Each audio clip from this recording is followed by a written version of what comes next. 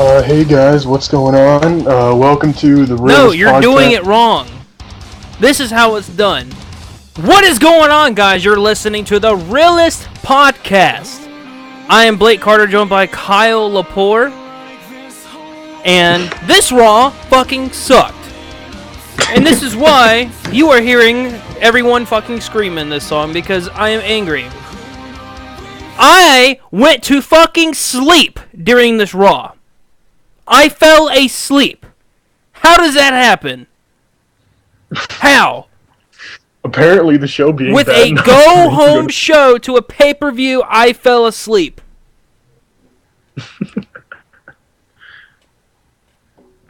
First off, congratulations to the women for main eventing with the contract signing. I think that was great for the women's division. I know it's not the first women or anything and all that to... And I know this isn't even the main event. This is Dana Brooke and Becky Lynch. And I know they're not the first women to main event Raw. Trish Stratus and Lita are. But I think it's great that they did that. I love the Ric Flair angle. But, you know, I kind of want to yell and I kind of want to rant. So let's touch into the Subway Club or the Breakfast Club. Versus the Justice League. Yeah. And if you guys don't know who the Justice League is, that's Roman Reigns, who is Superman. And then you can decide the other two. I really don't care. Yeah, the Breakfast Club, yeah. The Breakfast Club versus the Justice League, or the family or bloodline. Yeah, whatever the hell they decide to call themselves. Yeah, so... First off, once again, we start Raw with these guys. AJ Styles and Roman Reigns are confronting each other. Roman Reigns, I'll kick your ass because you can't beat me one-on-one. Oh, yeah? Oh, yeah? Then here comes Anderson and Gallows, and it's like, okay, this could be good. He's like, turn around, the Usos are there. Gets sucker punched. Okay. AJ Styles looking weak once again. The club looking bad. Then we have a tag team match for the third straight week that involved, or maybe a month now, involving the Usos and the club, Gallows and Anderson. Let me take a nice little sip of water real quick. Yeah, because I have a feeling you're going to go on a pretty big rant, and I definitely want to hear it. I can't wait. Why in the fuck is the club losing to the fucking Usos? I'm sorry for anyone that doesn't hear me fucking cuss. I don't care. Why are they losing to the Usos? The Usos are there to make Roman look strong. So, what's a good idea? You know, the club's new. Let's make them look, let's put an angle on Reigns. That's a good idea. But instead... let's have them lose every time. Or they haven't lost every time. They've beaten the Usos. But the fact that Anderson got eliminated last week during that elimination tag team match is pathetic. Pathetic. Why are you going to start a faction and then everyone knows just about, even little kids probably know by now, because Michael Cole and all of them make sure to say it, overseas, these guys dominated. New Japan Pro Wrestling, they dominated. Ring of Honor, guess what, Kyle? Can you guess what they did? I'm going to assume they dominated. Yeah, so they dominated there too. We come to the WWE, and what happens? Well, we barely beat the Usos in the first match. In the second match, in the elimination tag team match, one of us gets eliminated, which makes a lot of sense because the Usos are in a big storyline, totally big storyline. They're very important to the storyline. Huge. Now, here's the thing. Unless AJ Styles is winning this title tomorrow or this Sunday, this is all to make Roman look tough and strong. This is what it's for. Yeah, because he needs that. What? How does he need it? He has the fucking title. That's what he needs. There's nothing else that you can do to push him. I know. I'm kidding. I know. There's nothing there. He has been shoved down our throats. No, and they're still doing it. Every single person on YouTube will tell you, he is without a doubt he's been pushed the hardest that anyone has ever seen. Since I've been watching wrestling, that is 100% true. 100% true. Yeah, man. And not even people on YouTube are saying that. You could even see, like, past WWE superstars, legends, Hall of Famers, look at, like, when they have their own podcast, they say the same thing. You can go watch it and see how Roman Reigns, everybody's saying how Roman Reigns is just being, like, pushed down everybody's throats. It sucks. I don't get why they're doing this, though. You know, there's a esports caster. His name's Golden Boy. I know Kyle knows him. So I stopped by his stream Saturday. By the way, check out Keeping It Real with Blake and Kyle. That's up right now. I stopped by his stream, and he's a wrestling fan. And I go by his stream all the time, and I talk wrestling with him. So I'm talking wrestling with him, and he's saying, I can't stand Roman Reigns. It's not the guy, but it's the writers I can't stand. Him and I, and Kyle, you and I have done it too. We literally sat there for about an hour laying stuff out on how you could have turned him heel and everything. Here's the thing. Roman Reigns has so much heat. If he turns heel, people are going to hate him. Right. Nobody is going to like him if he turns heel. So why not have that your top heel where all the fucking heat is on your heel? If you went to Chicago, he would still get booed. Anywhere. So why not have him heel? So this is the scenario that Golden Boy and I put up. At Survivor Series, during that WWE World Heavyweight Championship tournament, you have Dean Ambrose win the title. Roman Reigns gets selfish, saying, that's my fucking title, and beats him down. There's your angle until WrestleMania. That would have been absolutely perfect, but I mean... At the Royal Rumble, you could have Roman Reigns win the title, or when was it, TLC, Roman Reigns wins the title. Royal Rumble, Dean Ambrose takes it back. I mean, that's a good story. Oh, definitely. That's a great story. They could have worked that easily. It would have been great. So, here's an argument, by the way, Matthew. Good night. I know you're not here anymore, but good night. That guy's a beast. Be sure to follow Matthew Clausen and follow us on Twitter at Realest Podcast. We tweet every single Monday night, every single WWE live event we tweet out live, and if you tweet us, we will interact with you. You can ask Matthew. So, AJ Styles has not been able to touch Roman Reigns. That's the truth. Can't deny it. This week, AJ Styles, it's like you're playing a game, or you're playing a sports game, right? And you have the worst team versus the best team. AJ Styles is the worst team, and he had that little bit of a window. Like, how in the hell do you get hit by a steel chair, hit the ropes, and then uppercut someone?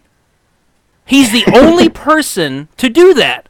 If anyone else on that roster gets hit by that chair, if it's John Cena, Seth Rollins, they're hurt.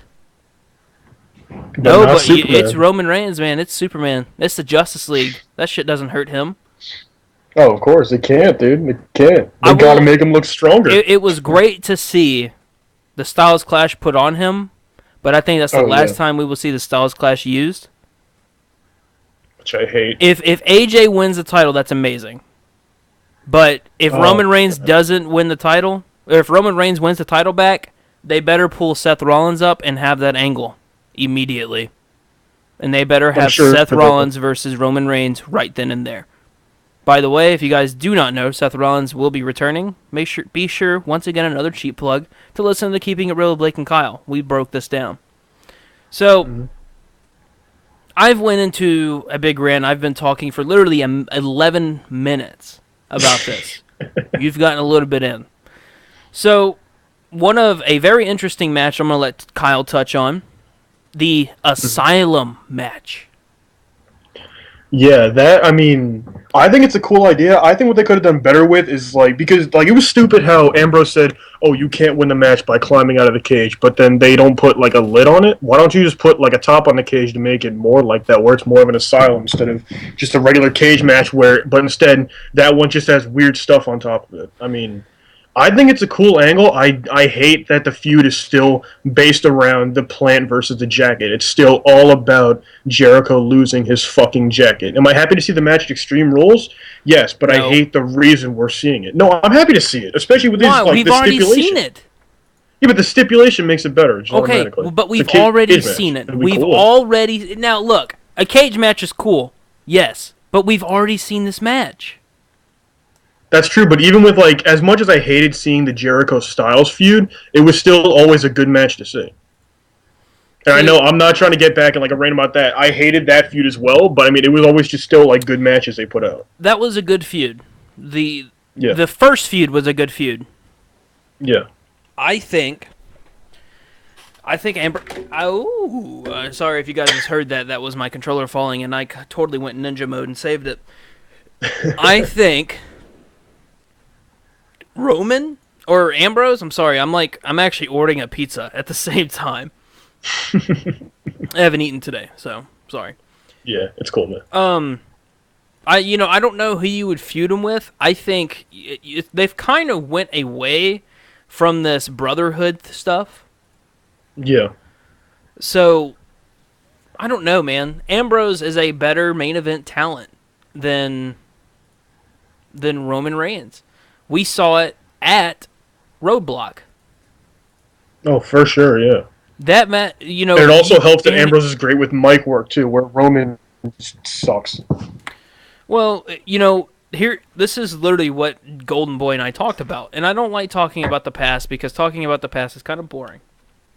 And it's already happened, so there's no point in continuing to talk about it when we know it's not going to happen. So.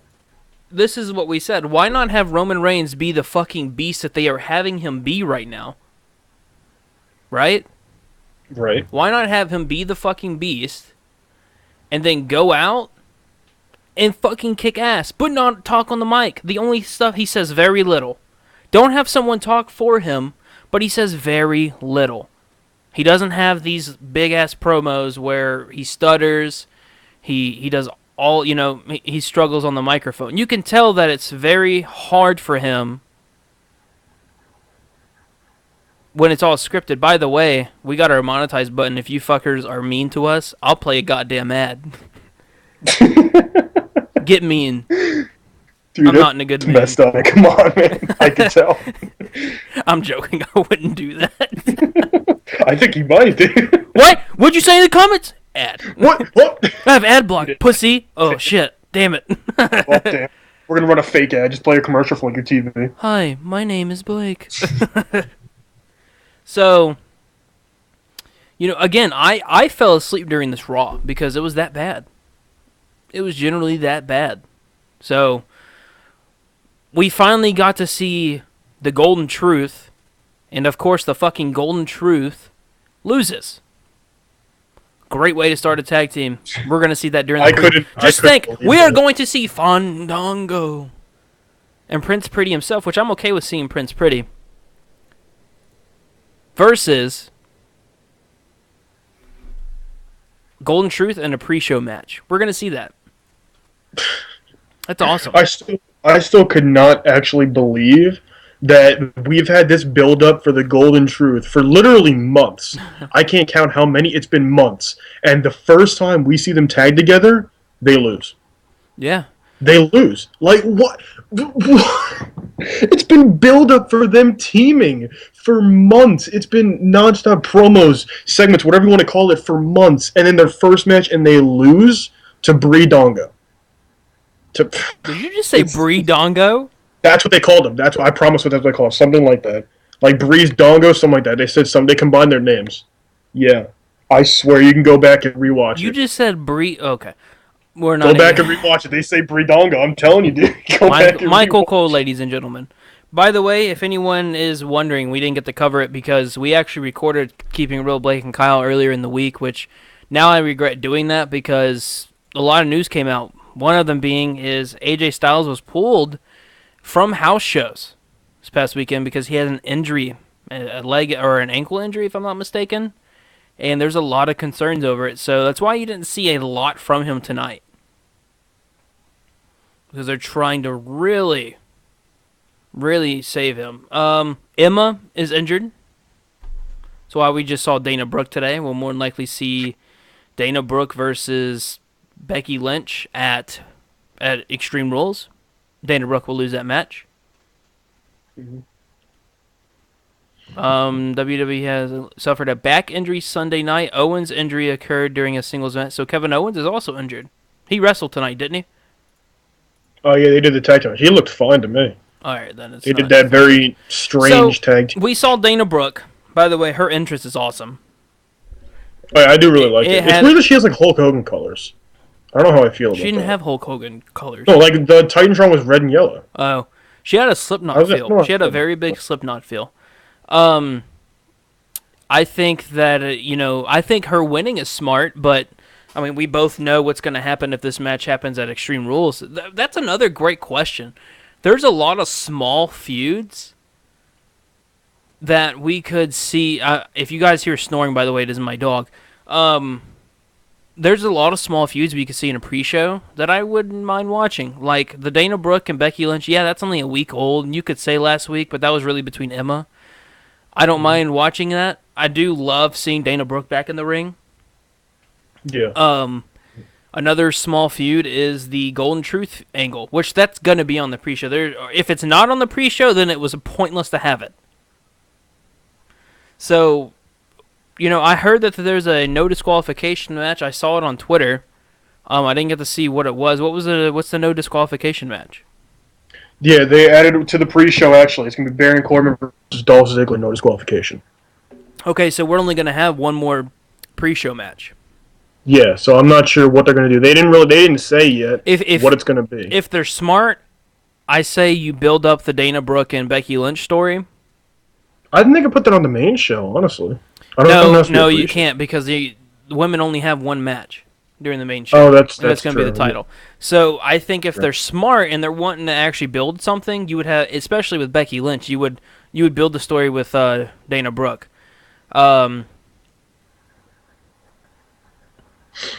Kalisto losing to Alberto Del Rio.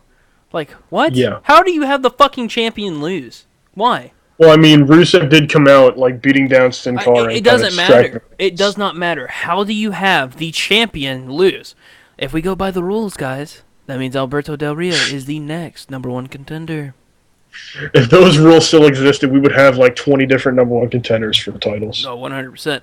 So the IC title match will still be a fatal four-way. This is Extreme Rules, guys, and we only have 2 matches that you could put something extreme in. Yeah, I'm shocked. Three, if you count the Asylum match. But if we do, it is Chris Jericho. Chris Jericho, he doesn't care. So the last Extreme match we kind of really saw was at WrestleMania. That match was awful. Yeah. So, now we have Extreme Rules to look at. We're going to be live, by the way, for Extreme Rules with a pre-show and results. God damn, I'm sorry. My dog is tired. I just hear... Do you hear her? We have a special guest on the show. Do you hear her? No, I don't even hear her. Man, she's all over. She is tired. I've we hit the special guest, man. Speaking of off topic, of course, I've had to go into daddy mode for my dog. She's had some little bobos, and I'm like, oh my god, no. So I like the new cage, the black cage. You can see through it better. I think it's going to be only for the Asylum match. So they should definitely keep it black, but I don't think they'll do that. I don't know. I honestly and truthfully think we're going to say root. This is oh man, I almost went into a prediction. So also some more news on Sasha Banks, because we really covered everything major. Not a lot happened. This was once again a very poor go home show. Oh no, dude, hold on. You missed one thing that was major in this show. Come on, man. You can't forget about it. Well, I might have been asleep, so you got to hit it. The Shining Stars. Did you miss that? Is that That was Primo and Epico, man. Yeah, I actually did miss it. I was on the phone. Oh my! The sad thing is that, like, watching the match, they are actually really good in the ring. They really are. And From what I've seen, they're hinting at Carlito returning. That'd be great. I would love to see that. But this gimmick is one of the worst I have ever seen. And I've been watching the WWE for a very long time. This is one of the worst. It's awful. Their entire gimmick is around Puerto Rico. It's so. God damn it! It's so stupid. Come to Puerto Rico, eh? That's literally what it is. They walked down to the ring in like button-down shirts that were open, and they just kept sniffing a flower. It's awful, wow. And they're called the Shining Stars for fuck's sake. Like, it's oh my god, it's awful. Guys, guess what? Breaking news? Not really, but we're just gonna say it's breaking news because saying breaking news is awesome. Bayley versus Nia Jax for an NXT match this Wednesday. Yeah. So here's another thing. This is regarding Sasha Banks. We said this. We kind of said it on Keeping It Real, Blake and Kyle, but we weren't 100%. But now this is 100%. Sasha Banks is purposely being kept off TV right now for a major storyline that she will be involved in for the women's title. Which, by the way, I told every single one of you so. Yeah. Another thing, the women's title match, with these stipulations they're throwing on, what they're doing is they're trying to make Charlotte look strong because Ric Flair's getting to the point where he's not going to be at her side anymore. Mm-hmm. So that's why we're seeing that. Not anything more to cover other than, Monday Night Raw sucked. I fell asleep. Yeah, it was a pretty rough show, especially not even just like a regular Raw for a go home show. It was so disappointing. Like, oh my god, I don't understand half the ways they went with everything. It's so confusing. I will say, if anyone did see, John Cena actually tweeted out a day or two ago that he's been fighting back to come back from this injury, but he really admires Seth Rollins. So Seth Rollins, I can almost guarantee, especially if Roman Reigns wins that title, we see Seth Rollins return that Monday night. Mark my word. Write it down, Kyle. All right, then. But I gotta be honest, man. Watching those John Cena commercials, I really am like hyped to see him come back. No, here's the reason why I'm like ready for it, and this is if he goes for the U.S. title, it makes that title important again. So the IC title's important, and then the U.S. title's important again. But if he goes for that World Heavyweight Championship, then it's kind of like shit. So. Honestly, I just want to see him do it because I want to see him beat Rick's record of like the most world title holds like ever. Because Rick has held it for a while for 16 times. I want to see Cena because you remember like I think his last time he went up for the WWE World Heavyweight title, he had that shirt that like on the back it was like 15-time or 16 like 15-time I think it was or 16-time champion when he was going up against Seth Rollins, and I want to see him beat that so bad. I really do. That'd be really cool to see that. Right. Well, Kyle, not a lot for us to cover anymore, so. Be sure to, of course, follow us on Twitter and Facebook, twitter.com/Realest Podcast or @Realest Podcast, facebook.com/The Realest Podcast, or search The Realest Podcast.